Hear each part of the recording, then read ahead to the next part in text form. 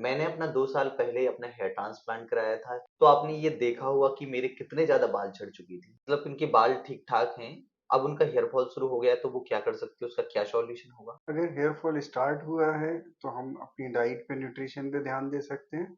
साथ में hair fall से रिलेटेड कुछ मेडिसिन आती हैं, हम उसको यूज कर सकते हैं। तो हम लोग कुछ मेडिसिन लिक्विड्स वगैरह देते हैं, उससे ठीक हो जाता है। अगर ये दवाइयाँ जैसे किसी ने दवाइयों वाली स्टेज से वो निकल चुके हैं, उन्होंने मेडिसिन ली, कोई-कोई करवा लेता अपना ट्रीटमेंट, उससे भी यदि ठीक नहीं हो रहा, तो वो क्या कर सकते हैं? फिर उसके बाद क्या होगा? इसके बाद हम कुछ प्रोसीजरल ट्रीटमेंट भी करते हैं, जिसमें पीआरपी, जीएफसी इस तरह के ट्रीटमेंट आते हैं। तो ये ट्रीटमेंट भी काफ़ी इफ़ेक्टिव होते हैं। जनरली दवाइयों के साथ इनको ऐड कर दें तो हेयर फॉल जनरली रुक जाता है। हाँ, तो इसके बाद मतलब कोई और स्टेज नहीं होती कि हेयर फॉल को रोकने के लिए इसके बाद कोई और ट्रीटमेंट होता हो, तो बस यही है मेडिसिन और पीआरपी। एक चीज़ और रहती है कि अगर हमें कोई बीमारी चल रही जिससे हेयर फॉल है, तो हम अच्छा। उसको इन्वेस्टिगेट करके उसका ट्रीटमेंट भी साथ में दे देते हैं। तो फिर हेयर फॉल कंप्लीटली स्टॉप हो जाता है। तो आपने ये जाना कि बस हेयर फॉल का यही सॉल्यूशन है, तो ये हम अपने आस-पास किसी क्लिनिक में करा सकते हैं, कोई भी नॉर्मल डॉक्टर से, कि कहीं हमें स्पेशल कोई क्लिनिक में जाना पड़ेगा?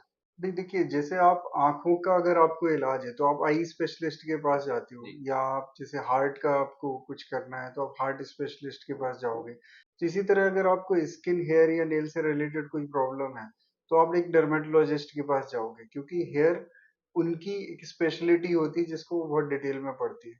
तो बेटर होता है कि आप एक डर्मेटोलॉजिस्ट के पास, एक एक्सपीरियंस पर्सन के पास जाएँ, जो रूटीन में इस तरह के ट्रीटमेंट करता है या जिसने इसको डेप्थ में पढ़ा हुआ है। जहाँ पे हेयर ग्रोथ दिख ही नहीं रही है, तो वहाँ पे किसी भी ऑयल से, किसी भी तेल से या इस तरह की चीज़ों से ग्रोथ नहीं आती है। वहाँ पे फिर फाइनल ऑप्शन हेयर ट्रांसप्लांट होता है, जिसमें सिर के पीछे के हिस्से से बाल आगे लगाए जाते हैं। हाँ, ये दवाइयाँ आपके ग्रेड को बढ़ने से रोक सकती हैं। अगर आप जी। सेकंड ग्रेड में हैं, आप सेवेंथ ग्रेड में नहीं जाना चाहते, तो आप बीच में दवाइयों का इस्तेमाल कर सकते हैं ताकि ग्रेड ना बढ़े। लेकिन वो सेकंड ग्रेड फर्स्ट में नहीं आएगी जब तक आप ट्रांसप्लांट में नहीं जाओगे। तो इसका सॉल्यूशन एक ही है कि हेयर हेयर ट्रांसप्लांट ट्रांसप्लांट। कराना। तो हेयर ट्रांसप्लांट में क्या कॉस्ट आता है, क्या चलता है, कहाँ कराना चाहिए, या हमारे घर के आसपास जो क्लिनिक है तो वहां से कराना चाहिए, या हमें कोई ऐसा क्लिनिक चूज करना चाहिए जो बहुत अच्छे रिजल्ट दे रहे हैं? देखिए, हेयर ये सब clinic to clinic definitely vary करता है, जी। क्योंकि हम हमेशा वो क्लिनिक से सिलेक्ट करें जहाँ के रिजल्ट्स हमने देखे हों, या हमें पता हो कि यहाँ पे डॉक्टर एक्सपीरियंस्ड हैं, उनने बहुत सारे रिजल्ट दिए हैं, यहाँ के ज़्यादातर केस सक्सेसफुल होते हैं। क्योंकि देखिए, ये एक साइंस है, ये ऐसा नहीं है कि हम कहीं भी कर सकते हैं। आजकल नियर बाई में हमें बहुत सारे ऐसे क्लिनिक भी मिल जाते हैं जहाँ पे डॉक्टर्स के असिस्टेंट सर्जरी कर रहे होते हैं, जिन्होंने बस कुछ समय उनके अंडर सीखा होता है, बट वो स्पेशलिटी के नहीं है।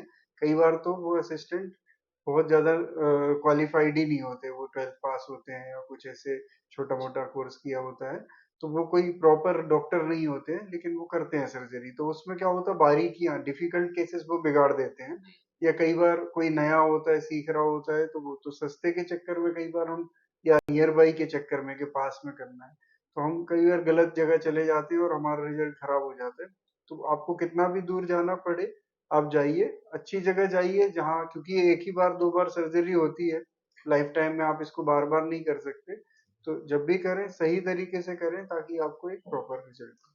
तो आपने सुना कि यदि हमारा ग्राफ्ट एक बार निकल जाए और वो अगर गलत जगह लग जाए और गलत तरीके से लग जाए, तो आपकी तो एक तो हेयर ग्रो भी नहीं करेंगे, और दूसरी बात ये हो जाती है कि अपन पास के चक्कर में किसी भी लोकल क्लिनिक में अपना ट्रांसप्लांट करा लेते हैं। तो ये गलती कभी भी नहीं करना है। तो आपके पास जो पेशेंट हैं, तो वो पेशेंट कितने दूर से आज आ चुके हैं आपके यहाँ अभी तक? देखिए, इंडिया में ऑलमोस्ट सारी जगह से हमारे यहाँ पेशेंट आके सर्जरी करा चुके हैं। जी। और आउट ऑफ इंडिया भी अगर देखें तो बहुत सारे एनआरआईज हमारे यहाँ, जैसे दुबई से, ऑस्ट्रेलिया, न्यूजीलैंड, तो वहाँ पे भी वो रह रहे हैं, लेकिन वहाँ की सर्विस नहीं ले रहे हैं, वो वहाँ पे नहीं ट्रांसप्लांट करा रहे हैं, वो जी। इंडिया में आके करा रहे हैं। और कई बार वो कहीं दूसरी स्टेट के भी हैं, तो भी भोपाल में आके करा के जा रहे हैं। ऐसे कुछ पेशेंट्स के हमने रिव्यू अपने चैनल पे भी डाले हुए हैं कि वो आउट ऑफ इंडिया के हैं।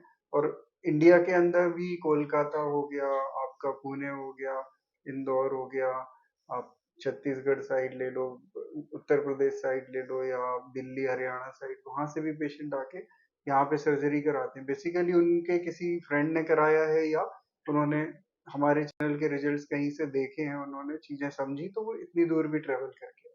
के जो पेशेंट हैं, उन पेशेंट की मैं लिंक डाल दूँगा, तो उनकी आपको रिव्यू देखना है, तो आप डिस्क्रिप्शन में जाके लिंक पर क्लिक करके देख सकते हो पहली चीज़। ये बताइए कि आपने अभी तक लगभग कितनी सर्जरी कर दी होंगी? लगभग 1500 से ऊपर सर्जरी अभी हम लोग कर चुके हैं, तो 1500 प्लस एक्सपीरियंस काफी होता है। 100-200 सर्जरी के बाद भी आप एक्सपर्ट हो जाते हो, 1500 तो बहुत होता है। जब 15 से कोई सर्जरी कर देता है, तो ये समझ लो कि वो यदि किसी का गड़बड़ हुआ होगा तो वो पेशेंट तो ज़रूर आएँगे। कि हेयर ट्रांसप्लांट कराने के बाद लोग बोलते हैं किसी को कैंसर हो जाता है। ये हेयर ट्रांसप्लांट बहुत सुपरफिशियल प्रोसीजर है, अगर सही क्लिनिक से किया जाए, सही डेप्थ में किया जाए, क्योंकि इसके इंस्ट्रूमेंट अलग-अलग तरह के यूज होते हैं, तो आपके कोई भी डीप स्ट्रक्चर को कभी डैमेज नहीं होगा और कभी कोई लॉन्ग टर्म साइड इफेक्ट नहीं होगा। 1 मंथ में कितनी सर्जरी हो जाती होंगी जैसे? हम लोग 20 से 30 सर्जरी कर लेते हैं, मतलब मतलब पूरा ऑलमोस्ट महीना रोज ही सर्जरी करते हैं हम लोग, डेली सर्जरी। डेली चलता है। अब उनको ये डर लग रहा है कि ये सारा प्रोसीजर में कितना दर्द होता है, क्या तकलीफ होती है, आखिर हम सहन कर पाएँगे कि नहीं? ये दिखने में लगता है लॉन्ग प्रोसीजर है, लेकिन ये एनेस्थीसिया के अंडर होता है, तो उस हिस्से को सुन्न कर देते हैं। 5 मिनट में या 10 मिनट में मैक्सिमम वो एरिया सुन्न हो जाता है। उसके बाद उसमें कोई भी दर्द नहीं होता। आप आराम से बैठ के आप मतलब लेट के आप टीवी देख सकते हो या आप गाने सुन सकते हो, है ना? साथ में आपका प्रोसीजर चलता रहता है, मतलब आप कंफर्टेबल कॉन्शियस रहते हो। ऐसा नहीं होता है कि आपको बहुत पेन होता रहता है, पूरे समय आपको बिल्कुल नॉर्मल लगता है। ये वीडियो आपको अच्छा लगा हो तो वीडियो को लाइक करें, चैनल को सब्सक्राइब करें, दोस्तों को शेयर करें और जो भी अपना हेयर ट्रांसप्लांट कराना चाहता है, तो डिस्क्रिप्शन में मैंने हॉस्पिटल की सारी डिटेल डाल दी है, डॉक्टर आपके सामने ही है, मैंने किनसे कराया था वो भी सामने ही है। सारा कुछ मैं ट्रांसपेरेंट बताता हूँ ताकि कोई किसी गलत क्लिनिक में ना जा सके। और आखिर यूट्यूबर मैक्सिमम यूट्यूबर गलत क्लिनिक में भेज रहे हैं पेशेंट को, तो इनसे भी आपको बचना है।